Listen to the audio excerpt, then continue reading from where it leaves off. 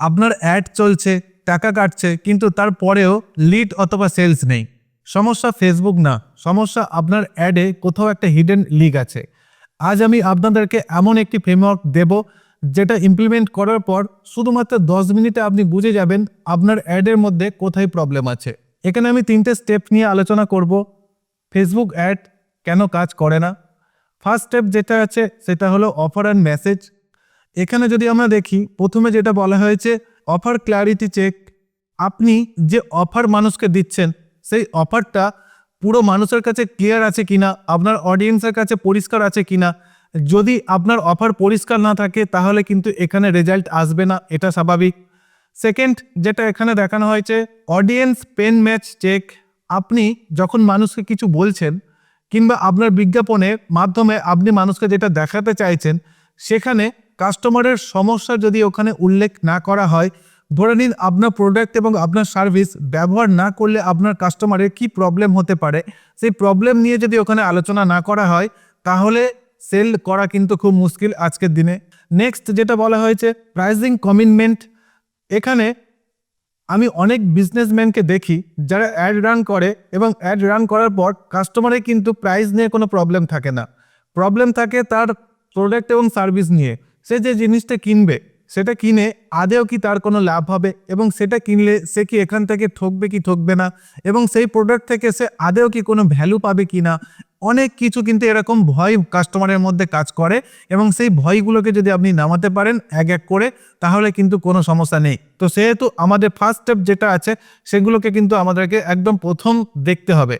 Second যেটা দেখবো আমরা অ্যাড সিস্টেম ডায়াগনোসিস। এখানে আমরা কি দেখতে পাচ্ছি, রেজাল্ট নেই কিন্তু সিটিআর কম।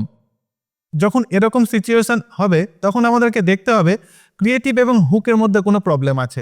আপনি যে ক্রিয়েটিভ তৈরি করেছেন, সেখানে যে কন্টেন্ট দিয়েছেন, সেখানে যে হুক তৈরি করেছেন, সেগুলোর মধ্যে প্রবলেম আছে এবং সেগুলোকে আপনাকে রিকভারি করতে হবে এবং আপনাকে দেখতে হবে মানুষকে দাঁড় করানোর জন্য প্রথম যে 3 থেকে 5 সেকেন্ড সেখানে আপনি কেমনভাবে আপনার প্রোডাক্ট এবং সার্ভিসকে প্রেজেন্ট করছেন। এবং একদম প্রথমে আপনি কিন্তু অবশ্যই আপনার কাস্টমারের পেন পয়েন্ট নিয়ে কথা বলুন, কাস্টমারের সমস্যাটাকে ওখানে তুলে ধরুন এবং অনেক রকমের এরকম হুক তৈরি করা যায় যেগুলো মানুষের প্রথম রাখতে হবে এবং আপনার ক্রিয়েটিভ এবং ভিজুয়ালের মধ্যে দেখাতে হবে। যদি এইগুলো না থাকে তাহলে কিন্তু অনেক বড় প্রবলেম হবে আপনার বিজ্ঞাপনের জন্য। এবং নেক্সট যেটা আছে আমরা যদি দেখি এখানে সিটিআর ভালো কিন্তু লিড নেই। এক্ষেত্রে আমরা কি দেখব, landing page WhatsApp form problem. আপনি যদি ল্যান্ডিং পেজের মাধ্যমে কাজ করেন তাহলে ল্যান্ডিং পেজটাকে আপনাকে ভালো করে দেখতে হবে, ল্যান্ডিং পেজে প্রবলেম আছে। আপনি যদি হোয়াটসঅ্যাপের মাধ্যমে লিড কালেক্ট করেন সেক্ষেত্রে আপনার দেখতে হবে হোয়াটসঅ্যাপ টেমপ্লেটের মধ্যে প্রবলেম আছে। আপনি যদি ইনস্ট্যান্ট ফর্মের মাধ্যমে করেন সেক্ষেত্রে দেখতে হবে আপনার ফর্মের মধ্যে যে কন্টেন্ট দিয়েছেন সেই কন্টেন্টে প্রবলেম আছে। তো এইগুলো যদি আপনি ঠিক করে নিতে পারেন তাহলে আপনার এই সমস্যা সমাধান হতে চলেছে। এবং নেক্সট যেটা আছে আমরা দেখে নেব লিড আসছে কিন্তু কোয়ালিটি খারাপ। এক্ষেত্রে আমাদের অডিয়েন্স কোয়ালিটি প্রবলেম আছে। আপনি যে অডিয়েন্সকে বিজ্ঞাপন দেখাচ্ছেন সেই অডিয়েন্স আপনার জন্য পুয়ার অডিয়েন্স। সেই অডিয়েন্সকে আমাদেরকে কি করতে হবে, এখান থেকে পরিবর্তন করে একটু ভালো অডিয়েন্সে বিজ্ঞাপন দেখাতে হবে। এবং নেক্সট যেটা আমরা দেখব লিড আসছে 2 দিন তারপর বন্ধ। আপনি বিজ্ঞাপন চালিয়েছেন 2 দিন লিড আসছে কিন্তু তারপরে আর দেখা যাচ্ছে লিড নেই, সেলস নেই, কিছু নেই। এক্ষেত্রে হতে পারে আপনার অডিয়েন্স ফাটিক হয়েছে অথবা লার্নিং লিমিটেড। মানে অডিয়েন্স ফাটিক বলতে আমরা যেটা বুঝি, এক মানুষকে বারবার যদি বিজ্ঞাপন দেখানো হয় তাহলে কিন্তু অডিয়েন্স ফাটিক হবে।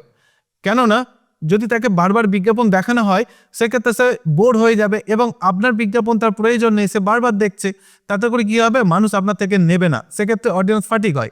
আর নতুন মানুষকে বিজ্ঞাপন না দেখানোর ফলে ফেসবুক তার লার্নিং ফেজটাকে আরও বেটার করতে পারে না এবং আপনার ক্যাম্পেইন কেমন চলছে, অ্যাড কেমন চলছে সেটার ওপর সে নতুন কিছু শিখতে পারছে না। তো সেহেতু সে নতুন মানুষকে বিজ্ঞাপন দেখাতে পারছে না, সেহেতু সে কিন্তু আপনার বিজ্ঞাপনের পারফরমেন্সকেও কিন্তু বাড়াতে পারবে না। তো এই জায়গাগুলো আমাদেরকে খেয়াল রাখতে হবে। এবং নেক্সট আমরা যেটা দেখবো সেটা হলো সিপিএম খুব বেশি হচ্ছে কিনা সেটা আমাদের দেখতে হবে। বর্তমানে যদি আমরা দেখি অডিয়েন্স খুব ন্যারো এবং ওভার টার্গেটিং যদি হয়ে যায় তাহলে আমাদের সিপিএম খুব বেশি হয়ে যাবে। সিপিএমটা কি, 1000 ইমপ্রেশন হতে কত টাকা আপনার থেকে চার্জ করা হচ্ছে, তো এটা হলো সিপিএম। দেখা যাচ্ছে আপনার অডিয়েন্স খুব ছোট হওয়ার কারণে একই মানুষ বারবার আপনার বিজ্ঞাপন দেখছে, তার ফলে কি হবে সিপিএম বাড়বে এবং আপনি একটা সঠিক এখান থেকে রেজাল্ট পাবেন না এবং আপনার অ্যামাউন্ট বেশি কাটা যাবে। তো এই জিনিসগুলো আমাদেরকে কিন্তু স্টেপ বাই স্টেপ ফলো করতে হবে একটা সাকসেসফুল এবং বেটার রেজাল্ট পেতে গেলে। এখন আমরা 3 নম্বর স্টেপ যেটা আছে সেটা দেখে নেব অপটিমাইজেশন। এখানে যদি আমরা দেখি রং অবজেক্টিভ, আপনি যদি ভুল অবজেক্টিভ সিলেক্ট করেন, যেমন আপনার লিড চাই, আপনি কোনো হয়তো এনগেজমেন্ট অবজেক্টিভ এখানে নিয়েছেন, সেক্ষেত্রে আপনার প্রবলেম কি হবে, আপনি লিড পাবেন না, আপনার এনগেজমেন্ট আসবে।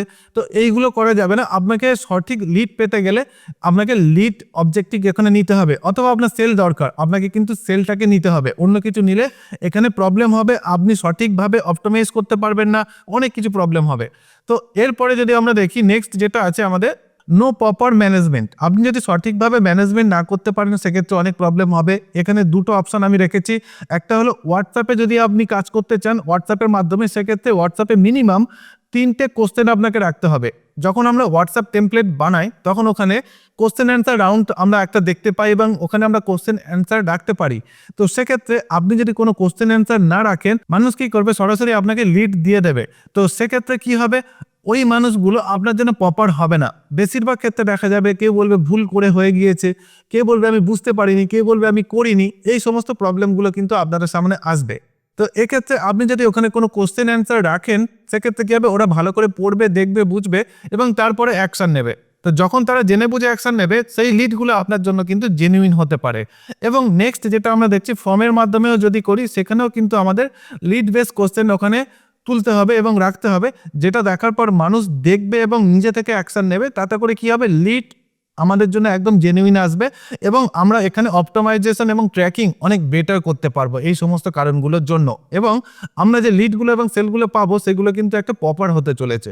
তাই এই জিনিসগুলো কিন্তু আমাদের খেয়াল রাখা খুব দরকার। এবং নেক্সট যেটা আমরা দেখতে পাচ্ছি অপটিমাইজেশন উইন্ডো, এখানে আমরা দেখবো কি মিনিমাম 24 ঘন্টা কোনো জাজ করা যাবে না, খুব ভালো হয় 3 দিন থেকে 5 দিন সময় দিন।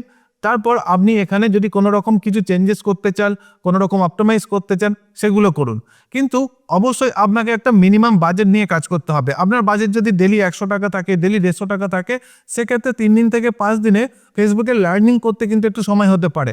তো মিনিমাম একটা অ্যামাউন্ট নিয়ে কাজ শুরু করলে কি হবে, খুব সহজে ফেসবুক বুঝে যাবে যে আপনার জন্য কে কাস্টমার হতে পারে এবং কারা কাস্টমার হতে পারে না, অথবা কারা আপনাকে ইন্টারেস্ট রাখে, কারা ইন্টারেস্ট রাখে না। এইগুলোর ওপর জাজমেন্ট করে ফেসবুক সঠিক মানুষের কাছে আপনার বিজ্ঞাপন দেখাবে। আপনি যদি এই 3টে স্টেপ বাই স্টেপ ফলো করেন, তাহলে আপনি খুব সহজে অল্প সময়ের মধ্যে বুঝে যাবেন আপনার বিজ্ঞাপন কোথায় ফেল করছে। এবং এই জিনিসগুলো যদি না বুঝে কাজ করেন, তাহলে কিন্তু অন্ধের মতো কাজ করা হবে এবং আপনার বিজ্ঞাপন কোথায় কাজ করছে, কোথায় কাজ করছে না, এই সমস্যা আপনার মধ্যে থেকে যাবে।